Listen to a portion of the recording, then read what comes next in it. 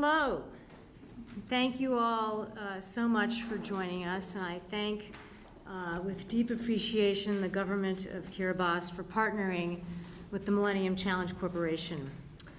Specifically, I want to recognize all of our friends, officials from the government of Kiribati who have joined us here today, including His Excellency Taneti Maamau, the President of Kiribati, lovely to see you, Tabate Tekala, the Minister for Employment and Human Resource, Alexander Tetaboa, the Minister for Education, Teobora Sito, although I'm not sure I see Ambassador Sito here. He's with us in spirit, the ambassador from Kiribati, the United States. We were with him in New York last week. Secretary Rores Erate, the Minister of Education, and Director Batitake Tatwa, the Minister of Employment and Human Resource. For nearly 2 decades, MCC has partnered with more than 45 countries, deploying nearly $17 billion in grant capital to reduce poverty through growth. We anchor our work in country ownership and partnership, working with partners such as Kiribati, who are committed to our shared democratic and economic values. So today we are so proud to sign this $29.1 million program, which is the largest grant that has been deployed in Kiribati by the United States to date. This program aims to bolster the capabilities of the government of Kiribati to promote safe, accessible, decent, and inclusive employment opportunities for Kiribati workers, and to strengthen workers' rights and resilience. The program will also empower youth with key skills for future employment opportunities.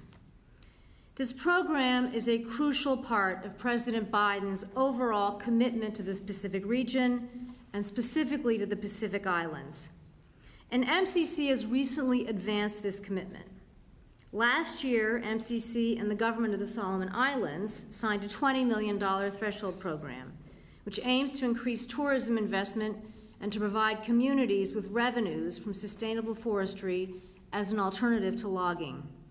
Indeed, MCC is hard at work in the Solomons implementing this program, with our resident country director, Charles Jacosa, establishing a full-time presence. And now, MCC is so excited to deepen its partnerships in this vital part of the world by investing in Kiribati. Further, we are together addressing the existential challenge that we all face of climate change. Kiribati's geography faces this threat, jeopardizing jobs and constraining economic growth. So we are working together to tackle this problem head-on. To help Kiribati adapt to climate challenges, we have worked hand in hand with our colleagues in Kiribati to develop a country-based approach, investing in international labor mobility. People are the country's most important asset, so this program will protect and invest in Kiribati's workers, providing decent employment opportunities both in Kiribati and throughout the Pacific region. Together, we will empower the people of Kiribati with capabilities and opportunities to thrive in the economy of the future. As partners, we are committed to our shared values, and I so look forward to achieving a brighter future for the people of Kiribati. Finally, I'd like to offer my deep gratitude to the MCC team members, led by Grace Morgan. Where's Grace? Grace. And Emily Schultz. Where's Emily? Emily's over there, whose hard work has made this program possible starting in the middle of COVID. So there was a lot done over Zoom. And now it is my great honor and privilege to introduce my dear friend and the 71st U.S. Secretary of State Antony Blinken, to share his remarks. Thank you so much.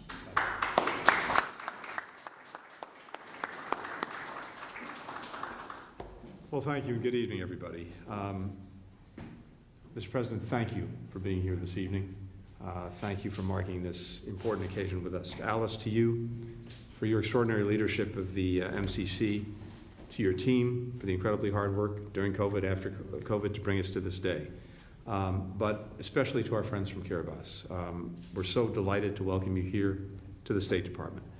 Mr. President, last week at the United Nations, you shared your vision, and I quote, of a wealthier, healthier, peaceful nation. That's a goal that President Biden shares as well, for Kiribati and for countries across the Pacific. As a Pacific nation ourselves, the United States is committed to partnering with the Pacific Islands to build a secure, resilient, inclusive, and prosperous future. And that's very much the spirit behind the agreement that we'll sign today. We're investing in the President's vision for the country, specifically by supporting Kiribati's greatest asset, its people.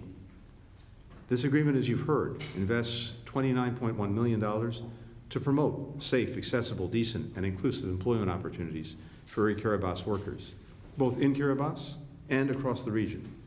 And it does this in a number of critical ways. And I really want to emphasize some of the things that Alice said, because it's so important. It gets to the heart not only of what we're doing together, but how we're doing it. First, it helps strengthen Kiribati's Ministry of Employment and Human Resource, which we know plays a vital role in connecting workers with domestic and regional employers.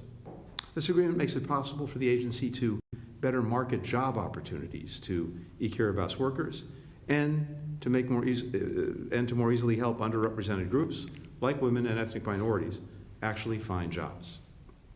Second, the agreement helps protect Kiribati as they take jobs abroad. One way we'll do this is by supporting the creation of a resource center for overseas workers so that they know their rights in new countries.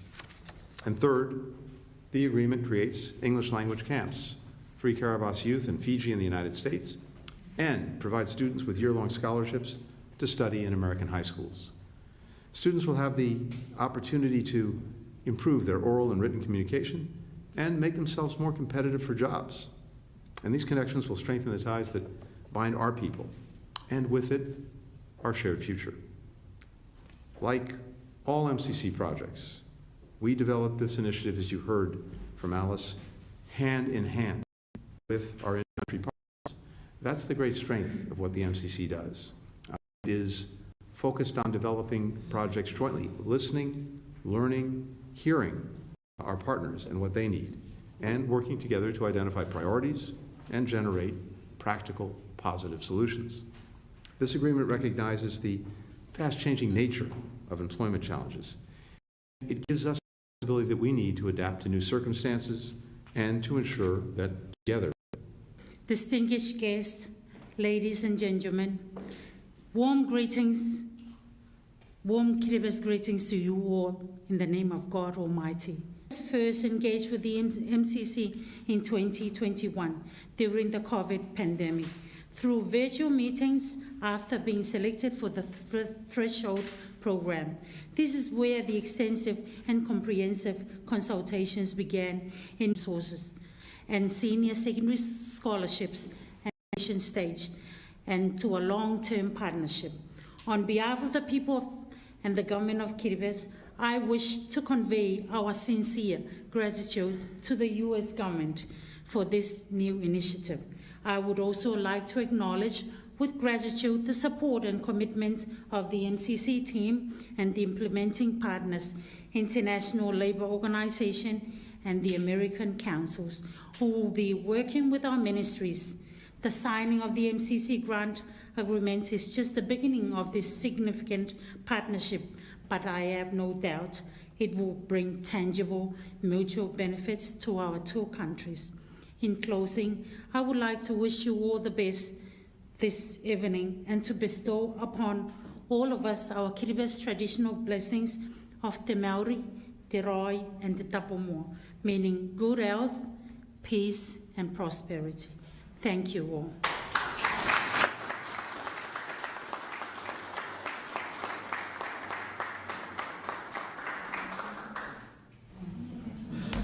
So I think now we're going to proceed to the signing.